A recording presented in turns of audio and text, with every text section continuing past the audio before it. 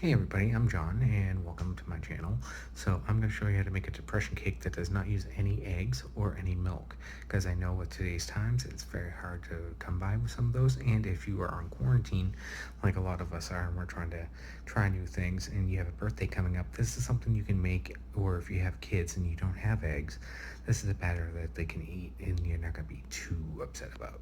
So Things you'll need for this recipe are 2 boxes of pistachio jello pudding mix, 3 teaspoons of white vinegar, 2 teaspoons of vanilla extract, 1 cup of vegetable oil. You can also use olive oil, but you need an extra third a cup for the pudding. Usually it's only 2/3 of a cup of oil.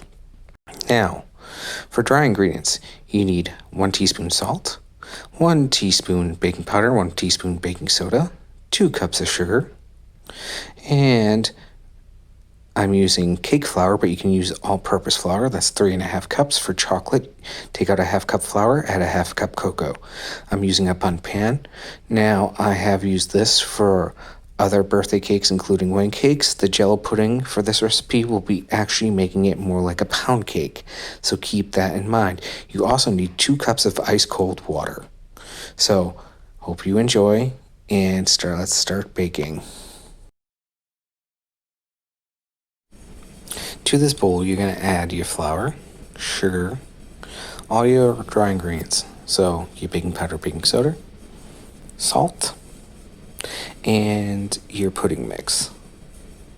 Now, I usually take my regular dry ingredients, mix those in first before I add in my pudding mix, and then I'll whisk it again just to get that incorporated. You can add it all together, but this is something that I've always done.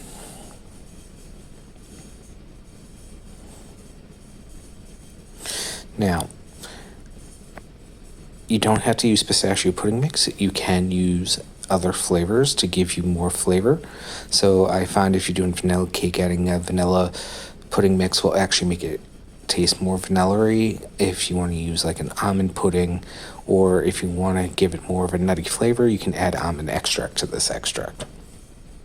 Now, again, after you mix in your pudding mix, then you gotta add in your wet ingredients. Now, those you can put in at any point in time after you have whisked together your dry ingredients to make sure all your leavening is incorporated. So I always do my oil, then my vinegar, then my flavoring, which happens to be homemade vanilla extract. I'm using white vinegar. You can use apple cider. I have used balsamic in chocolate cakes. And then the ice cold water. Now you want to make sure the water is cold, because if it is warm or too warm, it can activate your baking soda, and you do not want that.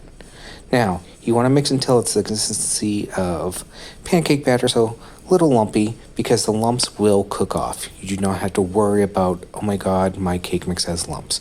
So, over mixing your cake batter will make it denser and thicker and more chewy, because you're building the gluten. You do not want to build gluten when it comes to your cake. So, I already prepped my pan with baker's ease. So, I have used this, like I said, in 3D cake pans. It is a great thing to have. It does make it more like a pound cake. Now, since I am doing this in a bundt cake, it is going to take at least an hour to bake. So I usually check it at 45 minutes.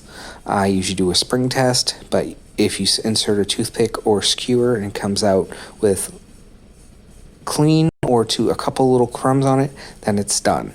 Because don't forget, a cake is going to continue to cook if you leave it in the pan and you take it out of the oven for at least a good couple more minutes. So, but if you have raw batter sticking to the toothpick, do not take it out. Now, I always put a bundt cake on a sheet tray. This is so if there is spillage, it's not going to spill over and start burning and setting off your smoke detectors.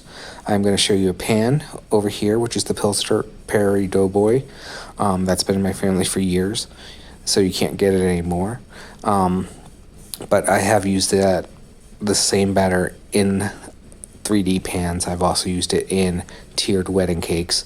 And I'll let you know, no one has been able to tell a difference. Great thing about this, since it has no eggs or dairy, you can serve it to quite a few different people who might have allergies. Now, if you have somebody with a nut allergy, do not use nut-based flavorings or nut-flavored pudding mixes. Like I said, you do not have to use the pudding mix. If you don't use the pudding mix, go to 2/3 cup oil. Just take a third cup oil out. Let's get baking. So, as you can see, the cake is now fully done. It just came out of the oven. It is still hot. I usually do unpan it so it can cool off a little bit quicker. But as you can see, it still has that nice green color from the pudding mix. Now, like I said, this does turn into more of like a pound cake type consistency, but I did use cake flour instead of all-purpose. You can use all-purpose for this reason if you want to make it a little bit thicker and denser. But again, do not mix it until all flour is combined.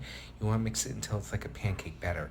This will make it be more airy and more spongy. So as you can see some of the air bubbles. But other than that, it's a good cake. Frost as you would any other cake. Like I said, you can use regular cake tins if you want to. I always bake it at 350 to 325.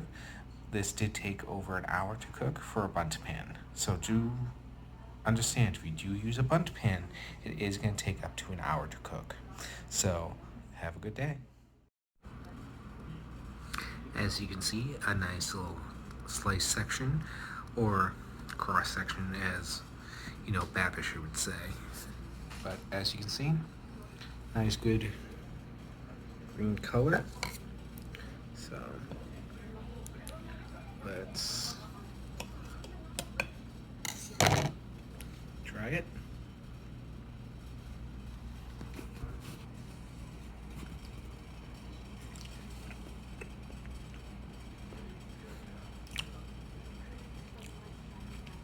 Good flavor, but like I said, if you don't want to have to bake a whole cake yourself,